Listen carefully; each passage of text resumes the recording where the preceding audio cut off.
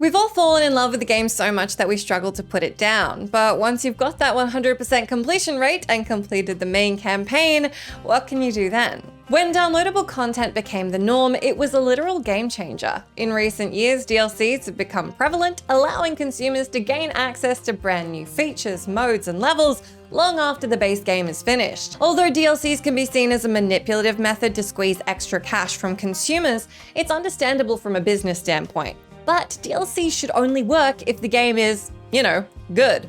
If it's trash, why would anyone pay for additional content just to get more of a crappy experience? Remarkably, there are a couple of subpar platformers, RPGs, and shooters that manage to churn out a pretty awesome expansion. Even if the game isn't great, it can be worth purchasing just to get your hands on the bonus campaign and features. After playing these particular DLCs, you'll see that these games, underwhelming as they may have been, completely redeem themselves. I'm Jess from WhatCulture, and here are 10 underwhelming video games with must-play DLC. Number 10, Dark Souls 2: The Lost Crowns.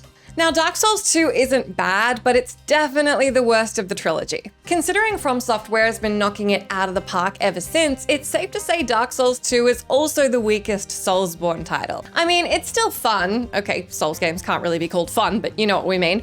But Dark Souls 2's biggest defenders can't deny this sequel could have been so much more. Fortunately, the Lost Crowns add-on set everything right. Rather than repeating the sins of the past, these 3 extra campaigns discard the linear level design, giving the player a more Metroidvania experience. Although this style required backtracking, it never feels tedious. On the contrary, it makes you appreciate how well crafted this world is. Because the paths aren't just laid out in front of you, you actually need to explore more, and you're rewarded for exploring, giving you more of an immersive feel. As superb as the Lost Crowns trilogy is as a whole, the final installment takes things to a whole new level of epicness. By the time you complete it, you'll forget you had any misgivings with Dark Souls 2 to begin with. Number 9, New Super Luigi U: Super Mario Bros. U. When the Wii U launched, Nintendo fans everywhere were stoked to explore the Mushroom Kingdom in the latest New Super Mario Bros. Sequel.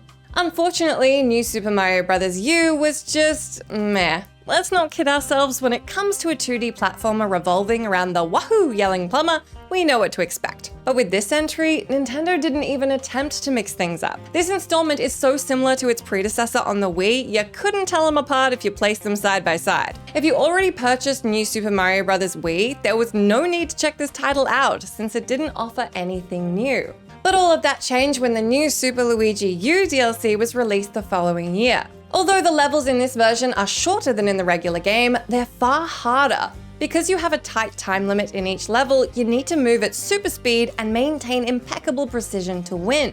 Because Super Luigi U has some of the hardest levels in the entire franchise, it's a must-buy for Mario veterans who are looking for a real challenge. Number 8, Aftermath: Mortal Kombat 11. Although Mortal Kombat 11 wasn't terrible, it suffered from many minor issues, preventing it from reaching top tier. MK11 required a permanent internet connection, even when having a PvP match or playing the story mode. Also, a lot of the features could only be attained through microtransactions or a ton of grinding, and the main villain kinda sucked.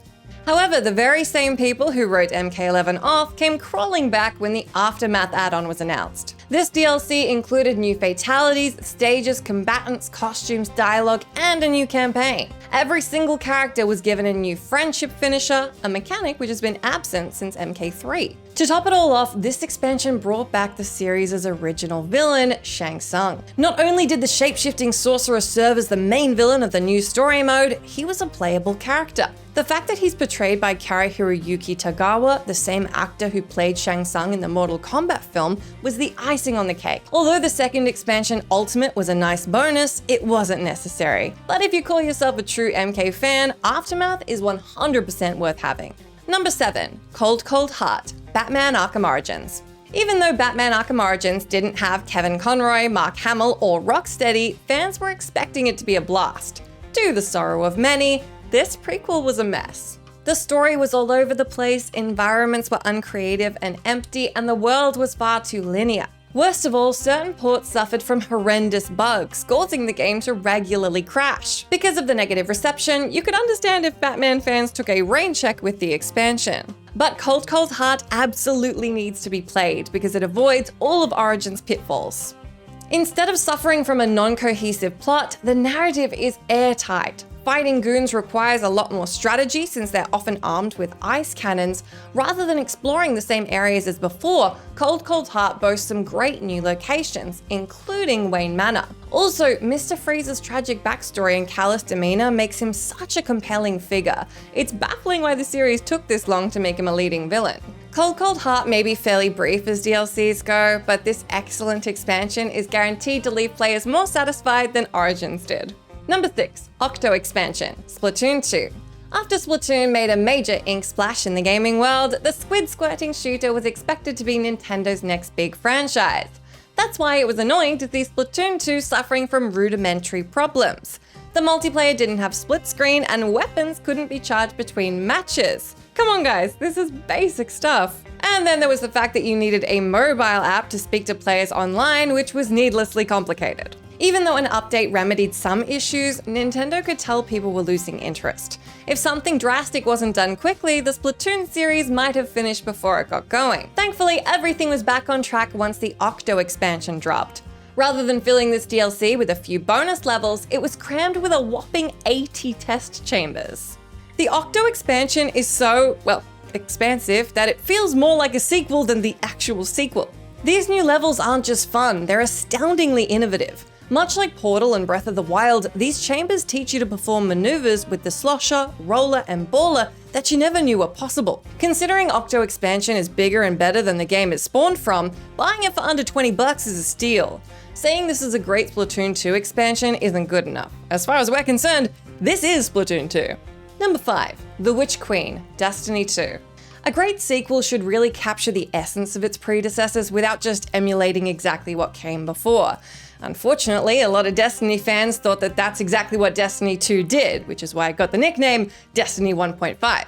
Although the story and lore in the follow-up were more accessible, the missions aren't as immersive as they should be. So when the first two expansions, Curse of Osiris and Warmind, brought us more underwhelming experiences, you'd assume Bungie would give up. Instead, the developers went above and beyond for the third DLC, Forsaken. Just to prove it wasn't a fluke, Bungie released 2 more campaigns, which were also met positively. However, 2022's The Witch Queen is undoubtedly the best DLC yet, and it's even better because it doesn't have any annoying grinding or convoluted crafting elements. Rather than blasting anything that twitches, enemy encounters focus more on timing, gunplay, and teamwork. Although it can be difficult, these battles are more rewarding since you need to strategize and adapt to win. Better still, Bungie isn't even finished. With the Lightfall DLC hitting shelves in February and a final expansion coming next year, it's easy to see why Destiny 2 fully deserves its recent resurgence in popularity. Number 4. Isle of Armor and the Crown Tundra, Pokemon Sword and Shield. After 20 years and nearly 1,000 Pokemon, it's tricky for Nintendo's most lucrative franchise to keep things fresh. So it was no surprise when the 8th generation Pokemon Sword and Shield was criticized for being stale. Although certain mechanics like the Gigantamaxing was cool, the dual titles just felt like more of the same. The developers heard these complaints loud and clear, and so remedied many issues in the double expansion pack, the Isle of Armor and the Crown Tundra. Players had 2 huge new regions to explore, which were populated with over 100 Pokemon absent from the base game. Now, adding in a bunch of new critters is all well and good, but it doesn't address the underlying issues that Sword and Shield had. But don't worry, the DLC's got that covered. Pokemon was scaled more accurately, so massive animals like Wailord look suitably humongous. The dynamic weather system was more balanced, meaning players could have more variety in their encounters. And even though Sword and Shield was berated for its shoddy graphics, especially that infernal tree, these visuals are lush this time around. Number 3. The Vanishing, Far Cry 6. In Far Cry 6, you must liberate a tropical island, again, from a suave despot, again. Based on that premise alone, it's clear that this particular installment isn't doing too much to separate itself from its predecessors. Despite its political undercurrents, Far Cry 6 never pushes the story or the character development as much as it could, making it come across as a generic shooter. So when Ubisoft announced an expansion, fans were wary about paying extra cash for more mediocre content. But Ubisoft had a secret weapon this time around: Stranger Things. If you're a fan of the Duffer Brothers show, and let's face it, who isn't these days, how could you not check out Far Cry 6's The Vanishing, knowing that it takes place in the Upside Down? Now, because the expansion brings back the villains from previous entries, you might mistake The Vanishing as nothing more than a nostalgic gimmick. But against all odds, The Vanishing is a gripping experience, mainly because it replicates Stranger Things' dark tone and nerve-tingling atmosphere. It may only last 5 hours or so, but the compelling story is bound to keep you invested from beginning to end. Number 2, MINERVA'S Den, BIOSHOCK 2. Regardless of what you might have heard, BIOSHOCK 2 is absolutely not a bad game. In fact, it received nothing but positive reviews. However, there's no question it failed to meet the standards of the original. Because BIOSHOCK is hailed as a masterpiece, a pretty decent follow-up just wasn't good enough for some people. Fortunately, the MINERVA'S Den expansion gave players everything they were looking for. Rather than just relying on solid gameplay, it focused more on the first game's themes.